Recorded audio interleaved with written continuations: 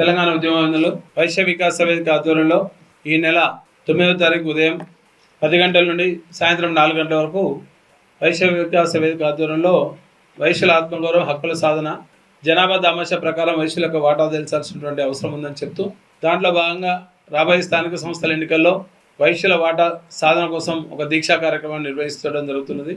దానికోసం ఈరోజు మా వైశ్య వికాస వేదిక ట్రస్ట్ సభ్యులు వైశ్యులందరం కలిసి ఈరోజు ఒక గోడపత్రిక ఆవిష్కరణ కార్యక్రమం చేయడం జరుగుతుంది.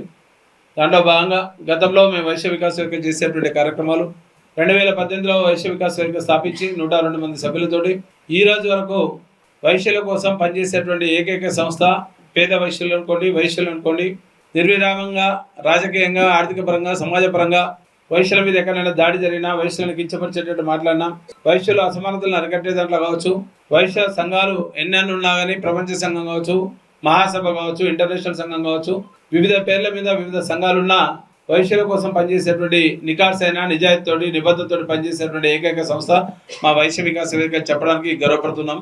దాంట్లో భాగంగానే ఈరోజు గతంలో వైశ్య గర్జన అనే ఒక కార్యక్రమాన్ని 2023 అక్టోబర్ 1న సరూనగర్ ఇండోర్ స్టేడియంలో పెద్ద ఎత్తున రాష్ట్ర వ్యాప్తంగా ఉన్నటువంటి వైశ్యులు తరలించి తెలంగాణ రాష్ట్రంలో ఒక ఆర్యవైశ్య కార్పొరేషన్ కావాలని చెప్పి ఒక డిమాండ్ తోటి పూర్తి స్థాయిలో ఒక 10 డిమాండ్లను పెట్టి ఆ ఒక్క డిమాండ్ని నెరవేర్చుకున్న దాంట్లో కీలకంగా పనిచేసినటువంటి మా వైశ్య వికాస వేదికని గర్వంగా చెప్తున్నాం. అదే కాకుండా కొత్త ప్రభుత్వం ఏర్పడిన తర్వాత, కాంగ్రెస్ ప్రభుత్వం ఏర్పడిన తర్వాత 2023 సాధారణ ఎన్నికల్లో మరి కాంగ్రెస్ పార్టీ ఎమ్మెల్యే టికెట్ కానీ, ఎంపీ టికెట్ కానీ, జనరల్ ఎలక్షన్లో ఒక్క టికెట్ కూడా ఇవ్వనటువంటి నేపథ్యం ఉంది. బీఆర్ఎస్ పార్టీ, టీఆర్ఎస్ పార్టీ ఒకే ఒక టికెట్, మరియు భారతీయ జనతా పార్టీ ఒకటే టికెట్ ఇచ్చినటువంటి దాఖలు ఉన్నాయి. ఆ రెండు కూడా నిజామాబాద్ అర్బన్ ప్రాంతానికి సంబంధించినటువంటి గతంలో శాసనసభ నియోజకవర్గానికి ప్రాతినిధ్యం వహించినటువంటి మిత్రుడు బిగాల గణేష్ గుప్తా గారికి బీఆర్ఎస్ పార్టీ, అలాగే భారతీయ జనతా పార్టీ నుండి ధన్పాల్ సూర్యనారాయణ గారికి ఇచ్చినటువంటి విషయం ఆ వైశ్య మిత్రులందరికీ తెలుసు, అలాగే పత్రికా మిత్రులకు అందరూ కూడా తెలిసిన విషయం. దాంట్లో భాగంగానే ఈ రోజు వరకు ఉన్నటువంటి 119 నియోజకవర్గాల్లో ఒకే ఒక్క శాసనసభ్యుడు మళ్ళీ మాకు ధన్పాల్ సూర్యనారాయణ గారు భారతీయ జనతా పార్టీ నుండి ఉన్నటువంటి విషయాన్ని గుర్తు చేస్తున్నాం.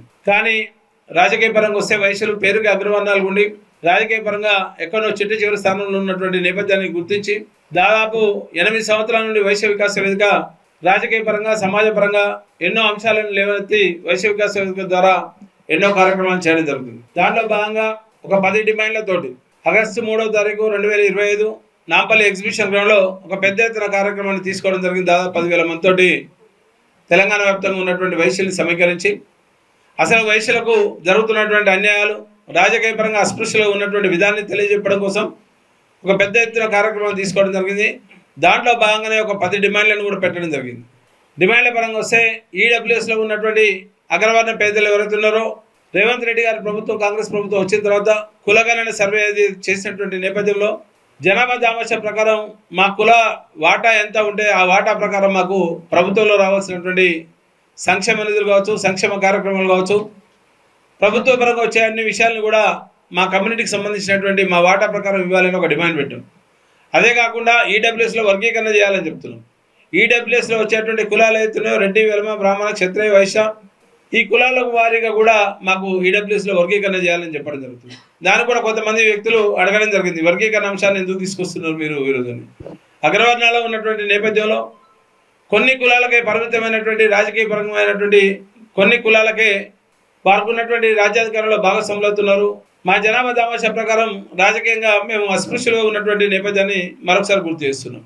119 నియోజకవర్గాలుంటే వైశ్య కమ్యూనిటీకి సంబంధించినటువంటి చట్టసభలో ఏకైక శాసనసభ్యుడు ప్రస్తుతానికి ధన్పాల్ సూర్యనారాయణ గారు ఉన్నారు.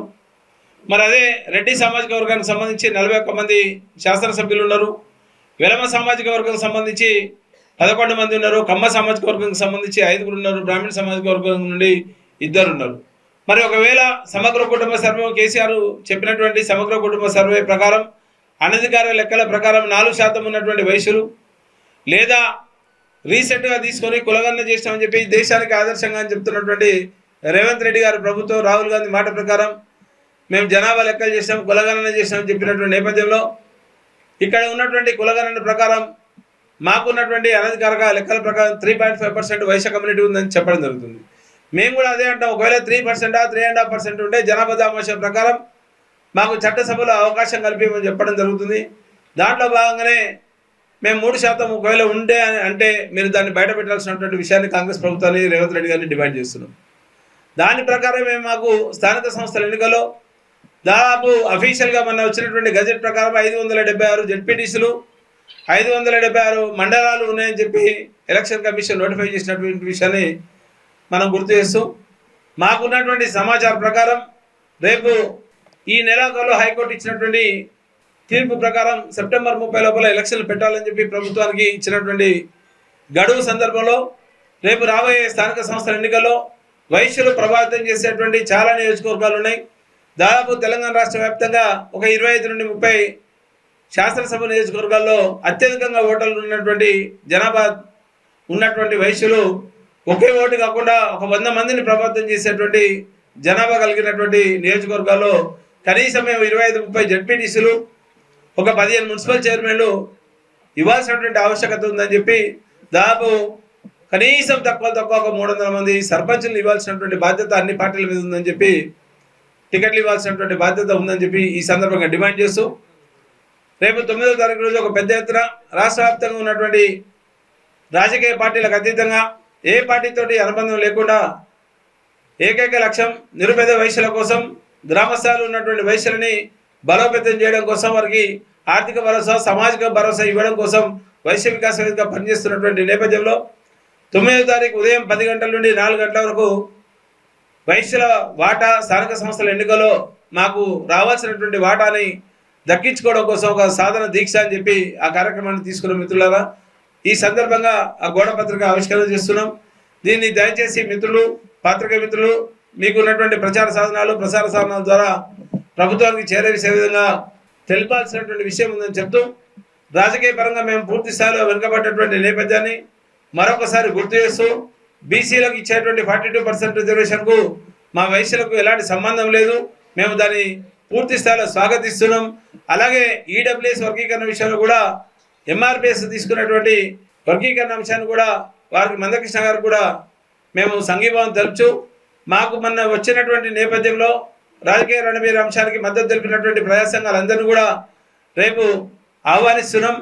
పార్టీలకు అతీతంగా అన్ని పార్టీల నాయకులను కూడా ఇందిరా పార్క్ కాడికి సాధన దీక్ష కోసం వారిని అందరూ కూడా మద్దతు తెలపడం జరిగింది. వారందరూ కూడా వస్తారని చెప్పడం జరిగింది. దాన్ని విజయవంతం చేయడం కోసం రాష్ట్రం నలుమూలలో ఉన్నటువంటి వైశ్యులందరూ కూడా పెద్ద ఎత్తున తరలివచ్చి 9వ తారీఖు జరగబోయేటువంటి సాధన దీక్షను విజయవంతం చేయాల్సిందిగా విజ్ఞప్తి చేస్తూ ఈ కార్యక్రమాన్ని ఇస్తున్నాను.